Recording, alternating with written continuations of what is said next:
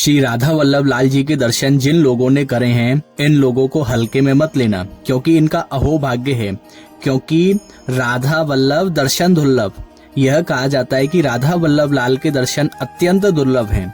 लोग बिहारी जी के दर्शन करके अपने घर चले जाते हैं।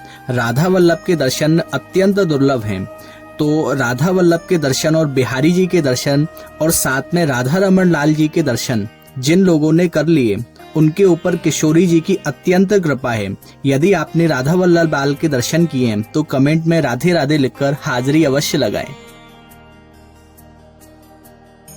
राधा वल्लभ मंदिर भगवान कृष्ण और उनकी दिव्य पत्नी राधा को समर्पित है। यह मंदिर वृंदावन के प्रमुख मंदिरों में से एक है, जो राधा और कृष्ण के बीच शाश्वत प्रेम और भक्ति को दर्शाता है।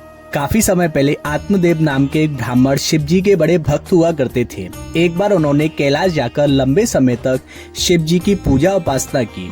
उनकी तपस्या से खुश होकर शिव जी ने उन्हें कोई वरदान मांगने को कहा, जिस पर भक्त ने स्पष्ट कहा कि मुझे तो सिर्फ आपके दर्शन मात्र की अभिलाषा थी, जो अब पूर्ण हुई।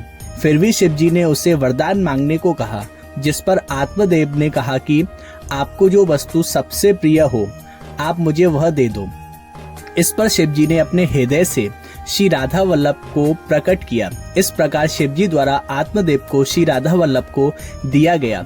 शिव जी ने साथ ही श्री राधा वल्लभ की उपासना विधि और मंत्र आदि बताए। आज भी उसी विधि विधान से राधा कृष्ण के इस युगल रूप की पूजा होती है। आप देव विग्रह को अपने साथ चिरथावल गांव ले आए, जहां वह रहा करते थे।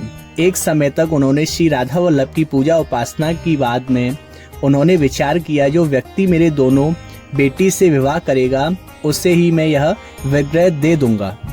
तभी श्री हरिवंश जी, जो 31 वर्ष तक देववन में रहे और उसके बाद 32 वर्ष की आयु में वृंदावन की ओर उन्होंने प्रस्थान किया। बीच में विश्राम हेतु वह इसी चरथावल गांव में रुके। रात को स्वयं राधा जी ने उनके सपने में आई और विशेष आदेश दिया। साथ ही कहा कि इसी गांव में हमारा विग्रह है, तो उसे भी अपने साथ ले जाकर वृंदावन में स्थापित करें। इस आदेश पर श्री हरिवंश ने आत्मदेव की दोनों बेटियों से विवाह किया और उनसे श्री राधा वल्लभ को प्राप्त किया। राधा जी के आदेश अनुसार वह विग्रह को वृंदावन ले आए। ऐसा कहा गया है कि जब अपने परिवार सहित वृंदावन आए थे, तब वृंदावन जंगल के समान दिखता था। तो एक ऊंचे स्थान पर उन्होंने राधा वल्लभ विग्रह को स्थापित कर दिया और लताओं से राधा वल्लभ जी के लिए एक मंदिर सा बनवा दिया। आचार्य बताते हैं कि श्री हरिवंश में राधा वल्लभ को इसी प्रकार रखा और उनके लिए कोई मंदिर नहीं बनवाया। मंदिर तो उनके बड़े पुत्र वनचंद्र महाप्रभु के समय पर बना था। ऐसा माना जाता है कि मंदिर बनवाने के लिए अकबर ने जमीन दी थी। जानकारी के मुताबिक मंदिर निर्माण का काम 1585 में अकबर बादशाह के खजांची सुंदरदास भटनागर ने करवाया था। अकबर ने वृंदावन के 7 प्राचीन मंदिरों को उनके महत्व के अनुसार 180 बीघा जमीन दी थी, जिसमें से 120 बीघा जमीन सिर्फ राधा वल्लभ मंदिर को मिली। मुगलों द्वारा आक्रमण के समय उस विग्रह को रात राजस्थान के भरतपुर जिले के कामवन में ले जाकर स्थापित कर दिया गया था, जहां वह 123 वर्ष रहे। फिर मुगल काल समाप्त होने के बाद राधा वल्लभ वृंदावन लौट आए।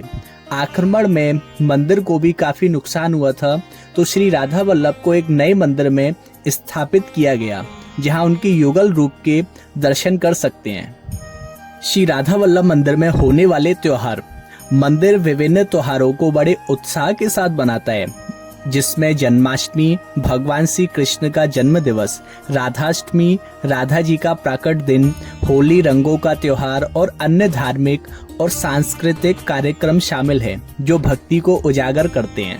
तो आप भी श्री धाम वृंदावन आ रहे हैं तो यहाँ आकर राधा वल्लभ जी के दर्शन करना ना भूलें। तो कैसी लगी आज की वीडियो, कमेंट बॉक्स में कमेंट करके बताएं।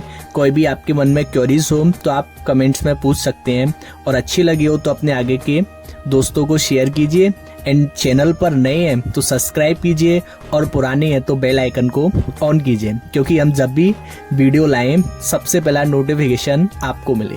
राधे राधे, मिलते हैं फिर किसी ऐसी वीडियो में।